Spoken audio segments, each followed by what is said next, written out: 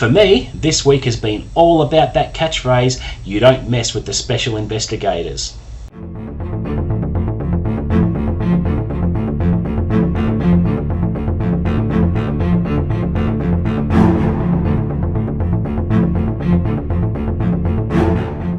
What's up guys, and welcome back to the channel. You're with Chris, and today I'll be wrapping up yet another week as we are now only 10 days out from Christmas, if you can believe it.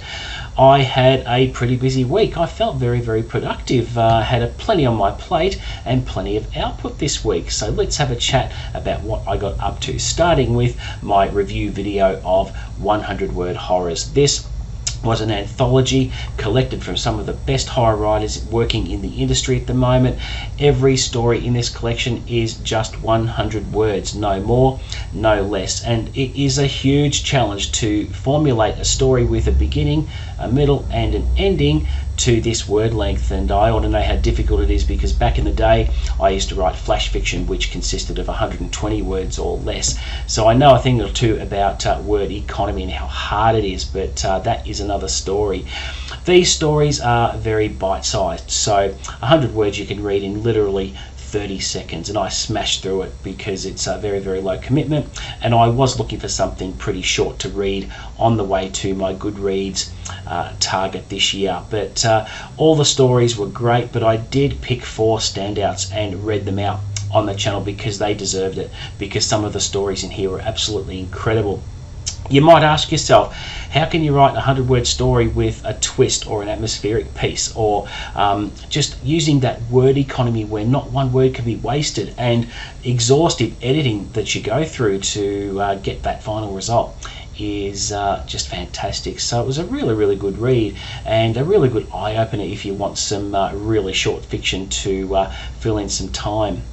Alright, now I also released my end of year content video. Now this is very exciting, and it's been a long time coming. It's taking a long while to get everything together for this show, but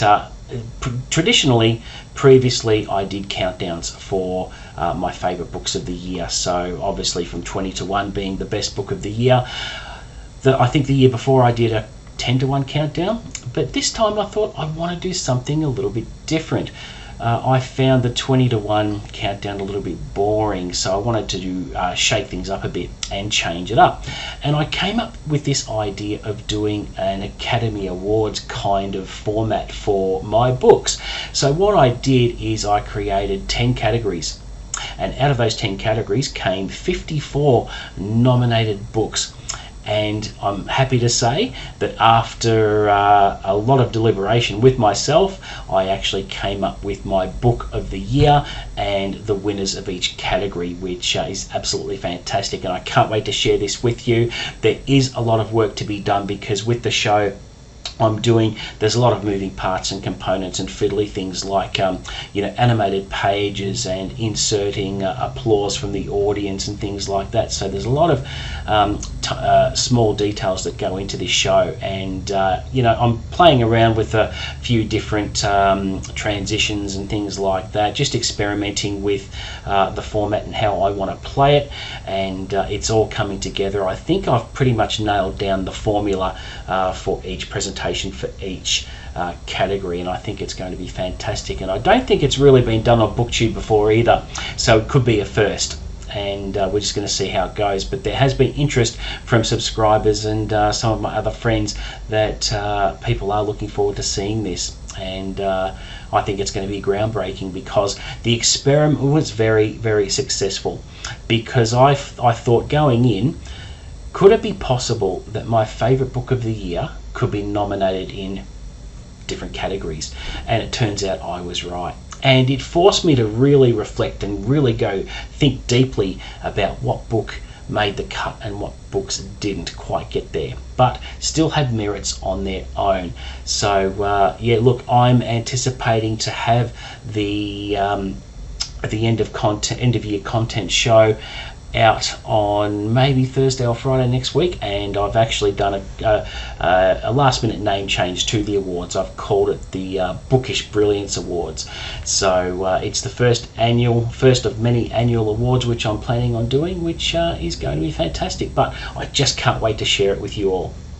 Alright, now, in terms of my reading, didn't get a lot of reading done this week because a lot of my time has been taken up with constructing the show, but I did manage to finish The September House by Carissa Orlando, and I really liked it. The review only went up yesterday, so please check that out, because for a debut novel, which was also nominated on the Goodreads Reader's Choice Awards this year as well in 2 categories.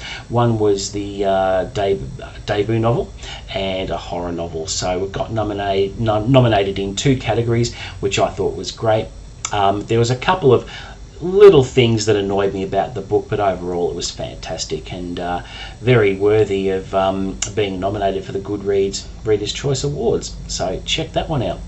I also recorded my reading possibilities for next year, so I did go into some of the trilogies I want to read, some of the genres I want to read, and that will go up on the channel. I think I've got it slated for Wednesday, so just sharing a couple of things with you that I would like to read, and I call them reading possibilities because I don't do TBR videos anymore, because I am a mood reader, so I just read whatever I want. And I did say in that video that, look, these are reading possibilities.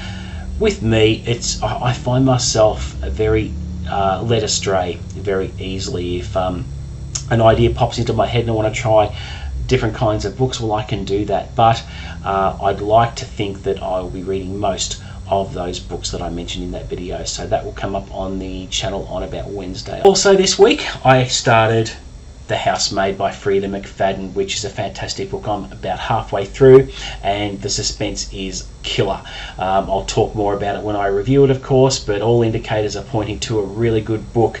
And there is the second book as well, which is The Housemaid's Secret, which I believe won the mystery or thriller category for the Goodreads Reader's Choice Awards this year as well. So it's being talked about on the internet and booktube, and it's one of those books where, because I saw the hype involved with the book and people talking about it, I'm a FOMO reader, so I fear of missing out.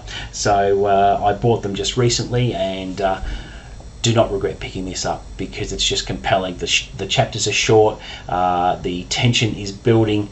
Yeah, I just can't really fault it at the moment. So I'll be reviewing this one, hopefully have the review video up on the channel sometime next week for you. So there we go. Also this week, my wife and I started watching Reacher Season 2. We watched the first episode. We plan on watching the other 2 episodes later tonight. I loved Season 1, but Season 2 is shaping up to be a lot better, if you can believe it. I love Alan Ritchson in the role. He is an absolute beast and is Jack Reacher, and I believe he is making Season 3 at the moment. I think production has started on Season 3 already. He has been telling in interviews and things like that that he would like to play Jack Reacher for as long as he can. And he won't get any argument from me, because the more the better. And they haven't revealed what book Season 3 is based on yet, and I can't wait to find out. But I'm more than happy to have Alan Ritchson in the role for as long as he wants, because you know, for Season 2 he put on 7 extra pounds of muscle, and as if he needed to do that. But the fight scenes in the first episode, they were just phenomenal, and Alan Ritchson has made the role his own. He is Jack Reacher, and yeah, just having a ball with it, and can't wait for them to dish out the rest of the episodes. I think they should have had the same format as Season 1 and release all the episodes together, but they're stringing it out into January, releasing 1 episode a week after these 2 episodes that we've got to watch. So it's a bit of a pain, because we are a society that binges these days, and I'd like to just smash all the episodes out in one sitting, but sadly that's not going to happen. But gives me something to look forward to over the coming weeks, doesn't it? Alright, so there you go. That is it for my weekly update for this week. I'm super excited to be bringing you the show next week. As I said, I've been working really hard on the components to it, and I think I finally nailed down the format I want to go with. So it's just a matter of doing the principal photography and then spending quite a bit of time in post-production, just taking my time and making sure every detail is just right. But can't wait to bring it to you. So, thank you very much for watching. Please don't forget to like and subscribe. Offer up any comments as always. But until the next video, guys, happy reading.